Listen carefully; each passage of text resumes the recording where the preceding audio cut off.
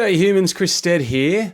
This is me at the launch of the new 2024 Sony Bravia range in Sydney. That's Daniel Kennedy, who's the Senior Product and Partner Specialist for Sony. He takes us through the TVs every year actually. And he took us through about an hour-long presentation going through the entire range, comparing all the various options, explaining what's new, what's not. So I'm going to pick the bones out of that, put a few videos live. And in this particular video, I'm just going to take you through what he revealed were the differences between the Sony Bravia 7 and the Sony Bravia 9. So let's dive in and have a look at the difference between these two particular TVs, which will include a bit of information, but also a side-by-side comparison. Just so you know, the bigger TV is the Bravia 7 and the smaller TV is the Bravia 9, so 85-inch and a 65-inch respectively. The TV you may spot to the far left is actually the Bravia 3. And just before we jump into the demonstration, let's run through the exact difference between the 7 and the 9 because they're very, very similar TVs. It mostly comes down to brightness. So the things that the Bravia 9 has, which the Bravia 7 doesn't, is high peak luminance, extra wide angle and extra anti-reflection. They call it X wide angle and X anti-reflection. It's got XR contrast booster 30, whereas Bravia 7 has XR contrast booster 20. So it's another step up there with the contrast booster to go with that greater brightness. You've got the acoustic multi-audio plus as opposed to acoustic multi-audio on the Bravia 7. And the only other real difference is the actual audio. So the Bravia 7 has 40 watts 2-channel system built in, whereas the Bravia 9 has 70 watt 2.2.2 channel system built in, which you'll see more of in this demonstration. But so basically, if you're stepping up from the Bravia 7 to Bravia 9, what you're really getting is a hell of a lot more brightness, better control of the contrast, better angle and reflection control, and that greater sound system. They're the big differences. All right, let's jump in, take a look. So you'll see the clarity of image on the Bravia 9,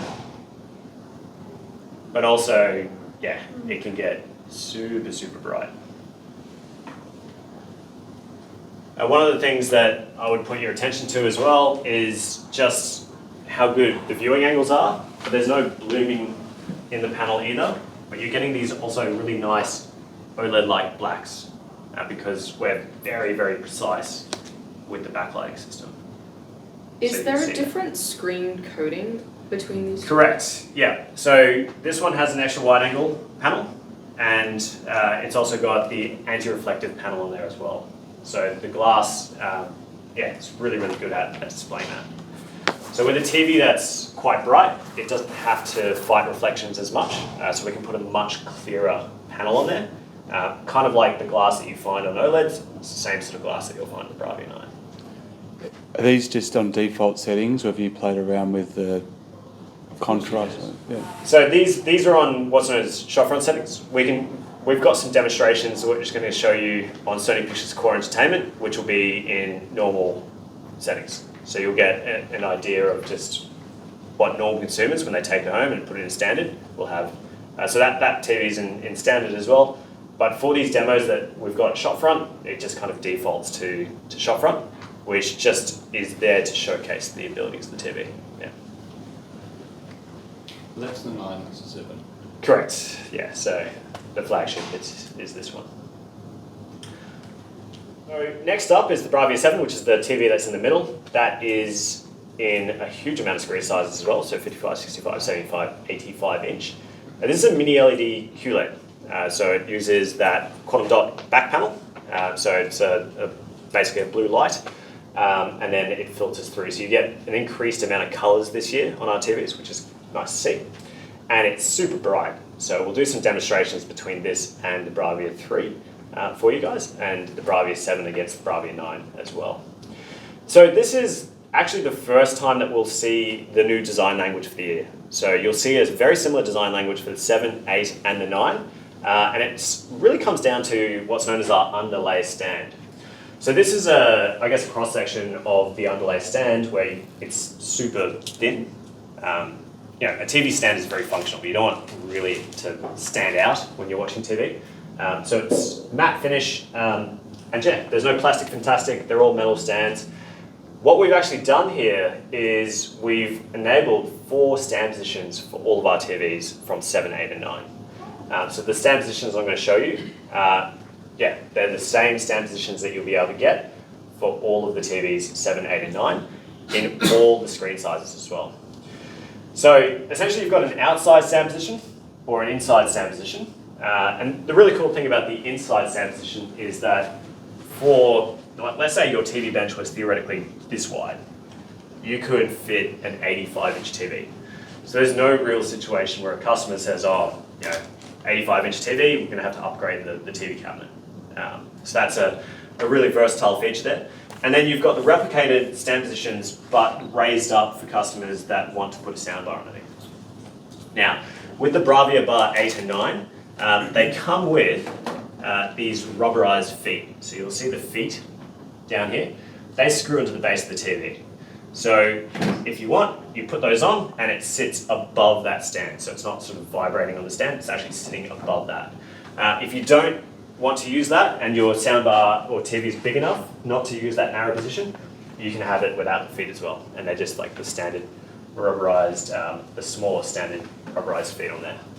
So super versatile, super easy, and it's just a few screws and it just sort of, you just pull them out and change them.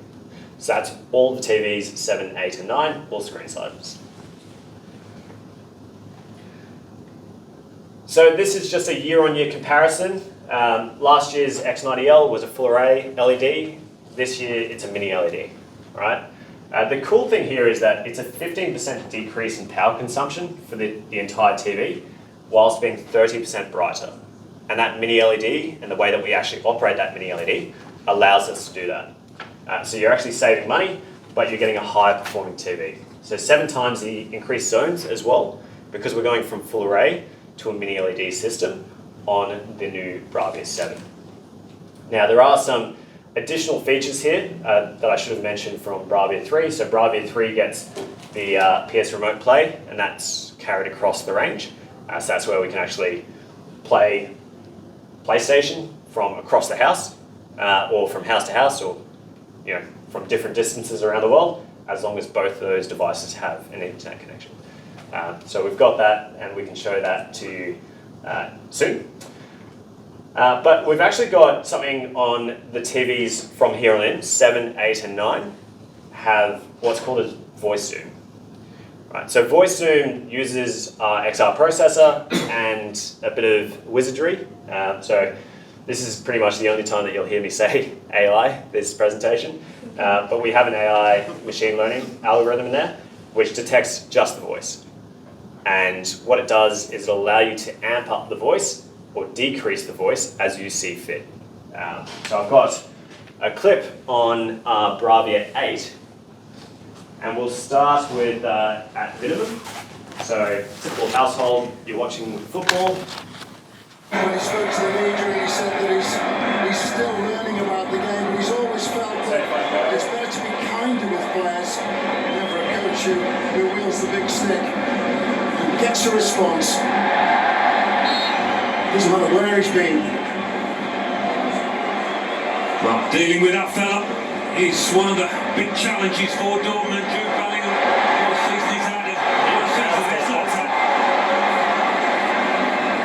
This is Jude, just overrunning the ball. It took his time to get going this season. No Benzema, with whom he had a great relationship, but second half of the campaign he's been absolutely electric. So it's quite unique in that you can turn just the volume of the voice up and down. And that works with any input that goes in the TV. So be it HDMI, you're watching free-to-air, you're watching Netflix, you're watching Stan Sports, which is what we're watching.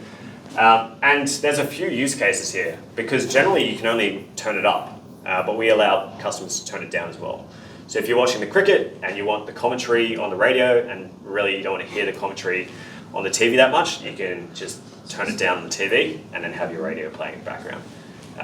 But yeah, it's one of the best features for hard of hearing customers, and just people that they want to hear more of the voice. They're not that invested in what's happening in the background. They just want to hear the voice.